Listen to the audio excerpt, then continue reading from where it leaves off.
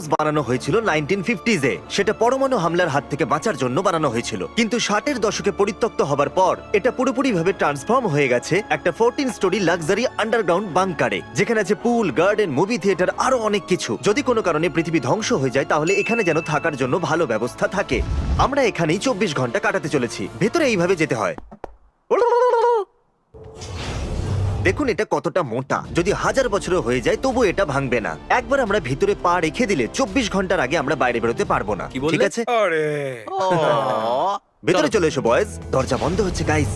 এটা 7,500 কিলোর দরজা, যেটা এক্ষুনি বন্ধ হলো। তাহলে 24 ঘন্টা শুরু হলো এখন। চলো যাওয়া মজা যাক। হবে। দরজা নম্বর 2, আরো একটা দরজা। এই জায়গাটা খুবই সিকিউরড, দুর্দান্ত, খুলে গেছে। ও গড, এই দরজাটা তো দেখো। আচ্ছা, দ্বিতীয় মোটা দরজা। ওকে, এখানে আরো একটা দরজা, আর আরেকটা এটা দরজা? হলো চতুর্থ দরজা, যেটা দিয়ে আমরা ভেতরে যাব। চ্যান্ডেলার, এটা তুমি খোলো। Wow. ওকে।